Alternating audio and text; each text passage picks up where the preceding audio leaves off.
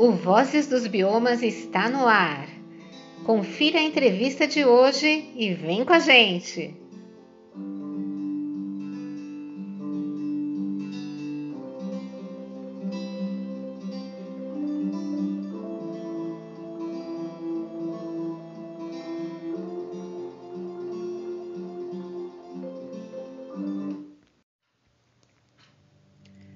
Nossa entrevista 158 do programa Vozes dos Biomas é com a ativista socioambiental e pelos direitos humanos Antônia Mello, que é uma das fundadoras e coordenadora do movimento Xingu Vivo para Sempre desde 2008 e do movimento Mulheres do Xingu. Nos anos 1950, essa piauense começou a sua trajetória na região do Médio Xingu e desde lá se mobiliza pela conservação da região. Em sua trajetória ativista, tem recebido diversos reconhecimentos, como o Prêmio Ativismo Ambiental e de Direitos Humanos da Fundação Alexander Soros, no ano de 2017. Antônia, obrigada pela participação no programa Vozes dos Biomas. E eu gostaria que você falasse para a gente um pouco dessa história, que começou em 2008, do movimento Xingu Vivo para Sempre. Boa tarde, bom dia, e seja realmente um dia, uma noite de luzes, de bênção e de muita sabedoria para todos nós, da Amazônia e de todo o Brasil, de todo o planeta. Então, a história do movimento Xingu Vivo para Sempre, ela tem uma história, a luta, na verdade, em defesa do rio Xingu, ela tem uma história já de mais de 30 anos. Ao longo dos anos, foi se dando vários nomes a esse movimento. Em 1989, foi no encontro dos povos indígenas, aqui no Rio Xingu, os Carapós, e outros povos, na defesa do Rio Xingu e contra as barragens de Cararaú, tinha o nome do movimento social, de um movimento indígena, e um movimento social dessa região, que também lutava em defesa do rio Xingu e dos povos e da natureza, e tinha o nome de Movimento pela Sobrevivência na Transamazônica. Porque quando o governo militar abriu essa floresta imensa aqui, para fez essa picada para essa estrada da ditadura militar, foi jogado aqui centenas e centenas de famílias nordestinas, principalmente, e de outros estados, mas principalmente as nordestinas. E foram jogadas aqui à beira da estrada, e aí, então o governo depois virou as costas e deixou as famílias abandonadas. Então, os movimentos, a Igreja Católica, através das comunidades eclesiais de base, Dom Évio Cláudio, o nosso bispo da prelazia na época, então ajudou muito nessa questão. Então começaram a se reunir os sindicatos, que também tomaram os sindicatos, que eram da ditadura militar, os trabalhadoras tomaram o sindicato, então juntou-se esse grande movimento social, de sindicatos, de trabalhadores, de mulheres, a Organização das Mulheres, dos estudantes, dos sindicatos dos educadores e educadoras, e junto com a Prelazia, formaram esse grande movimento para ir a Brasília cobrar melhorias para cá, enfim, cobrar, chamou-se o Grito da Transamazônica. E aí, então, tinha esse nome. E um dos objetivos era a defesa do rio Xingu e dos povos contra as barragens de Cararaú. Então, em 89, teve aqui o grande Grito dos povos indígenas, Cararaú foi para a gaveta, e aí se estendeu, continuou a luta dos movimentos sociais dessa região da Transamazônica, abrangendo aqui na nossa região, são 9, 10 municípios que compõem aqui essa nossa região da Transamazônica, Xingu, hoje. Aí depois veio, novamente, em 2000, foi então quando o governo Fernando Henrique Cardoso, antes de sair da presidência, anunciou que ia construir um grande projeto aqui na Amazônia, já com o nome de Belo Monte, porque Cararaú os indígenas disseram que não queria esse nome em um projeto que ia destruir o rio, a natureza e a vida deles, né? Então, Fernando Henrique já anunciou o nome de Belo Monte.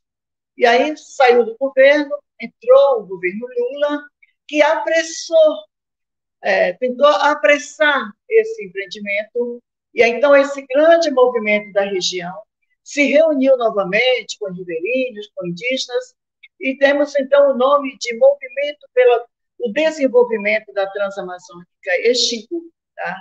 E tinha esse objetivo da luta por crédito, a melhoria da estrada, pelas políticas públicas, saúde, educação, enfim, uma luta grande que, se hoje nós temos aqui na nossa região um grande hospital regional, se nós temos as universidades federal do estado do Pará, se nós temos a questão da saúde, enfim, tudo que nós temos de políticas públicas aqui em Altamira e região foi luta do movimento social, tá?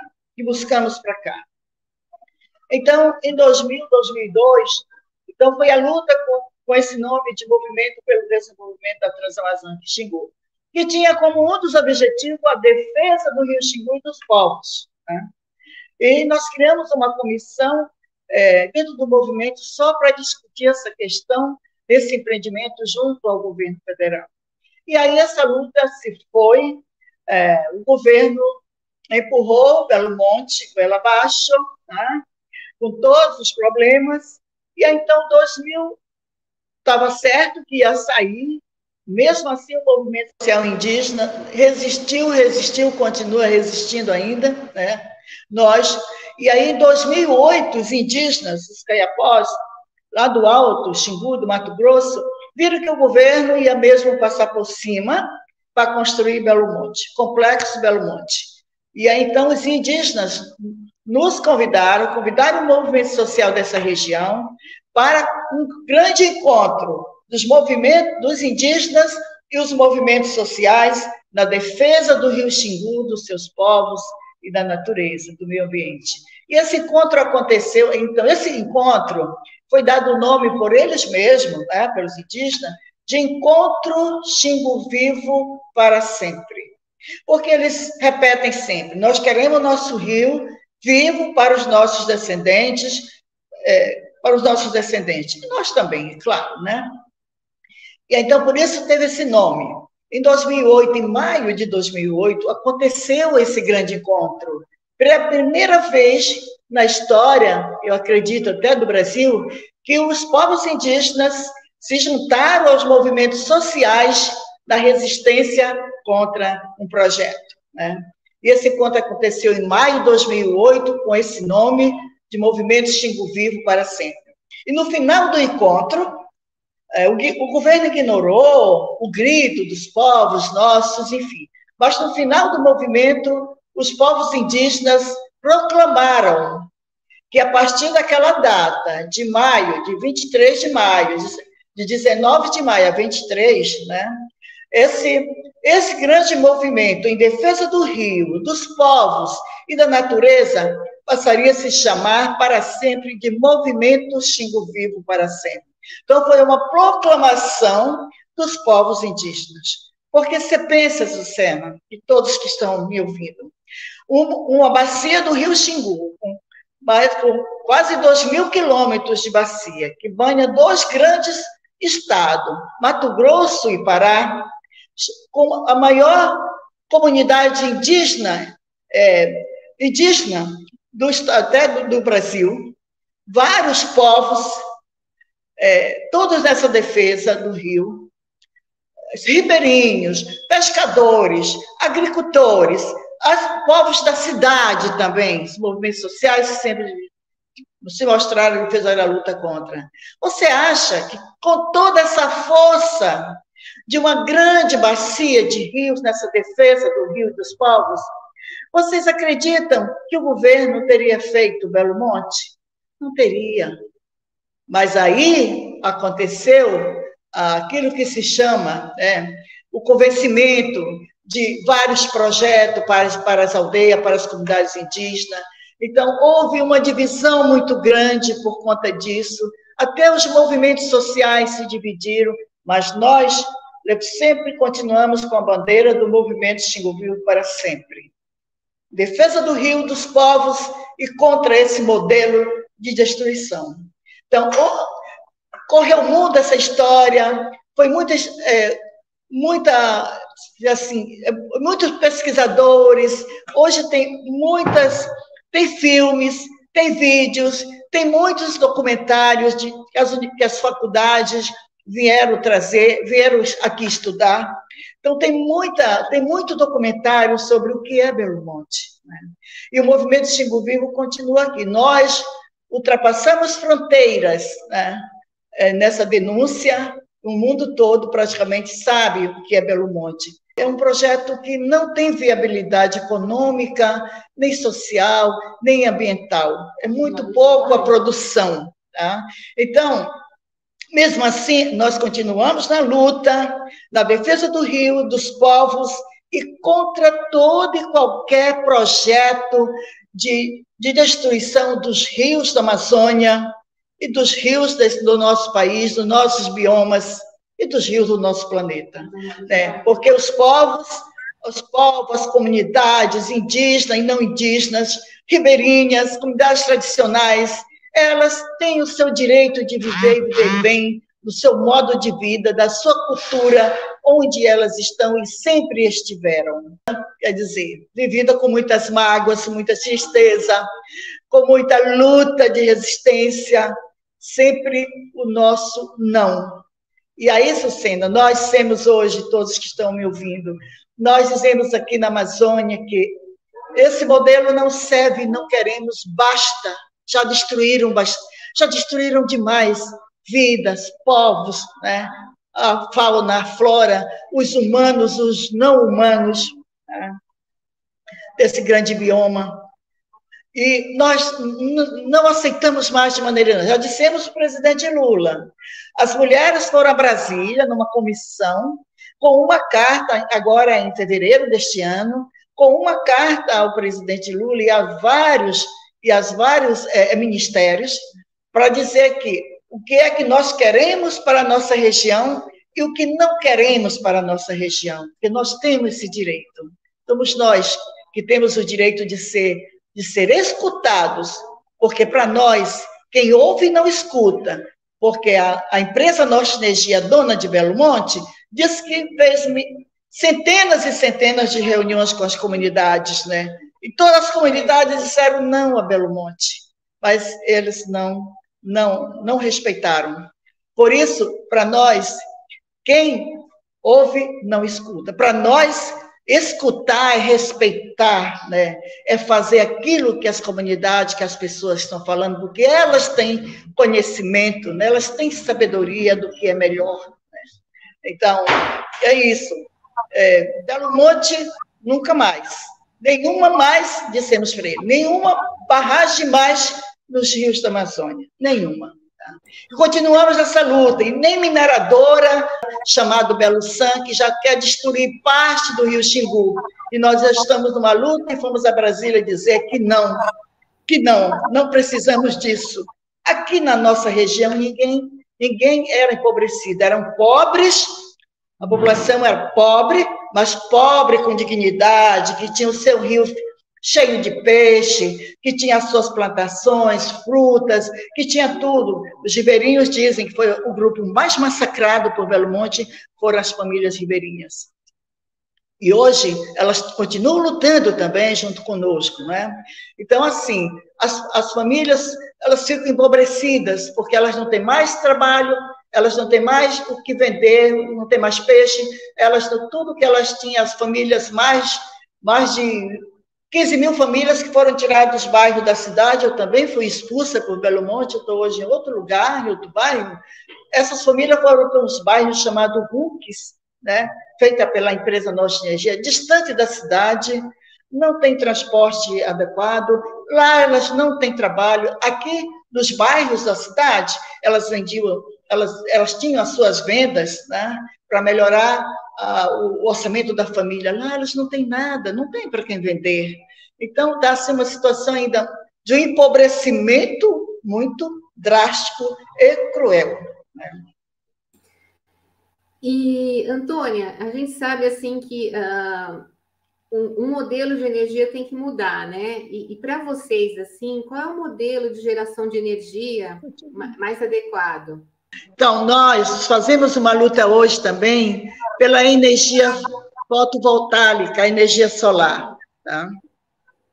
Já tem, ora, eu pelo menos eu fiz umas economias, já coloquei energia solar na minha casa. Então, nós já estamos fazendo uma campanha e já mandamos para Brasília nossas reivindicações de que a energia, aí tem mais essas casas que foram esses RUCs, 5 RUCs que tem mais de 20 famílias morando praticamente, que foram expulsas das suas casas nos bairros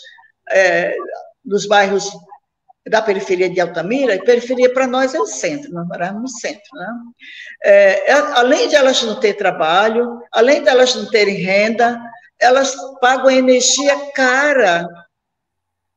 E para dizer para vocês que isso é um absurdo, é uma luta que a gente vem travando, chamando a atenção e cobrando as autoridades do poder público, é que nós temos 2 grandes hidrelétricas nesse estado, que é Tucuruí e Belo Monte, apesar de que Belo Monte não gera a energia que foi propagada, de 11.223 megawatts. Não gera isso. Praticamente no verão ela fica quase parada.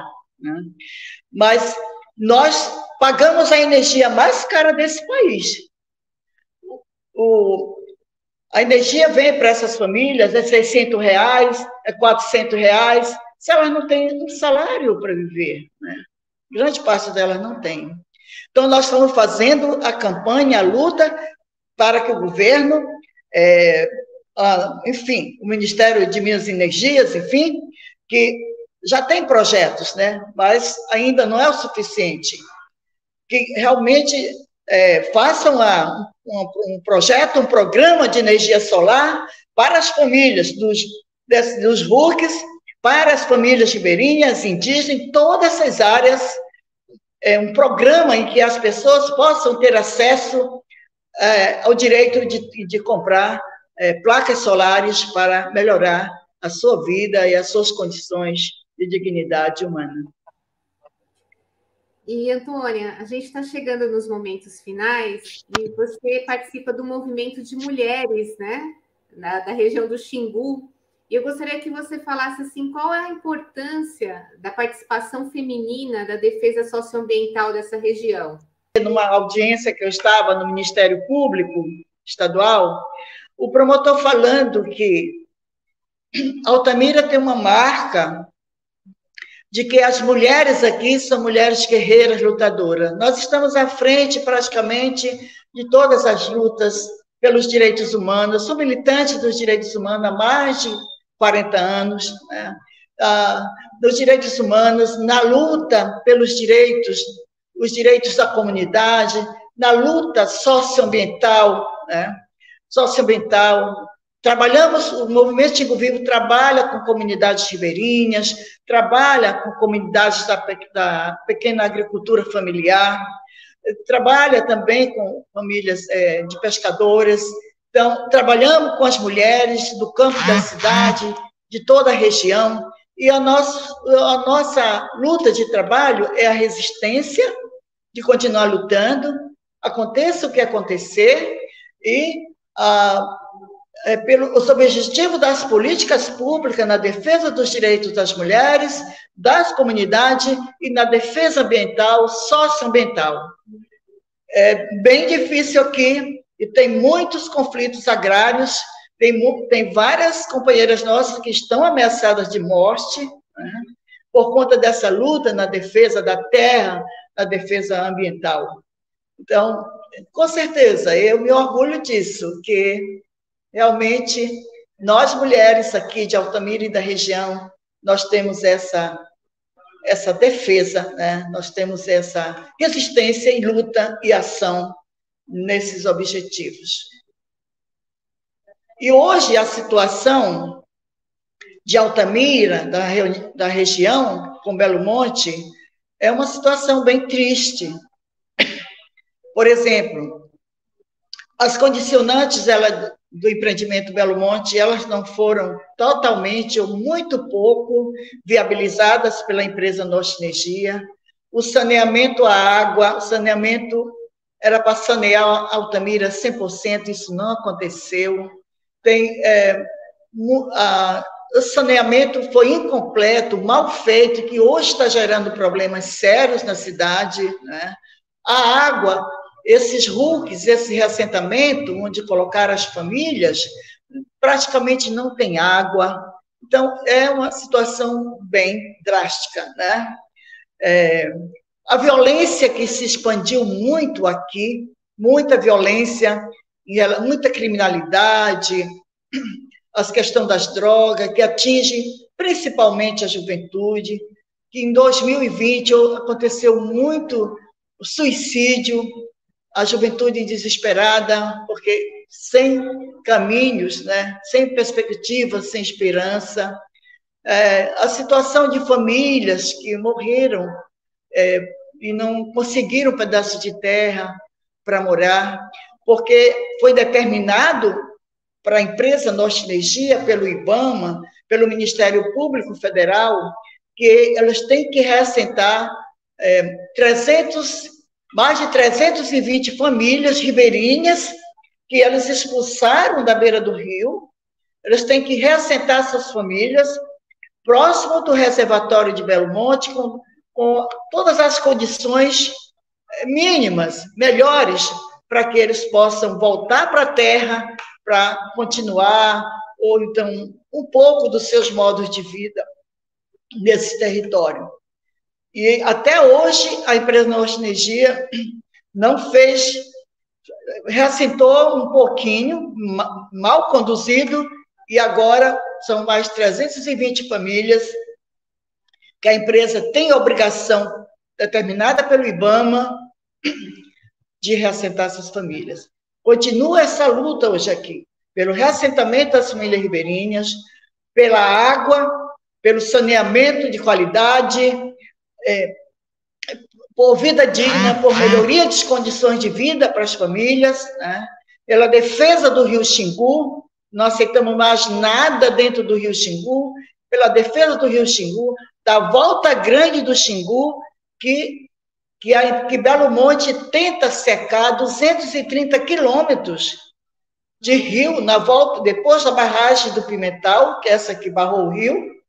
A empresa era para soltar água suficiente para continuar a reprodução dos peixes, a vida das famílias ribeirinhas, pescador indígena, e a água que ela está passando é minimamente, que não tem mais peixe, os peixes estão morrendo, enfim, que fazem 6 anos que não tem mais Piracema aqui, não tem mais Piracema. Então, é empobrecimento, é uma situação extremamente grave, né? Então, é uma luta nossa em Brasília, que já fomos lá, para dizer ao governo que nós queremos água suficiente na volta grande do Xingu, nos 130 quilômetros, da vida das comunidades ribeirinhas, indígenas, e a vida da fauna e da flora. Gratidão, Antônia. Obrigada também.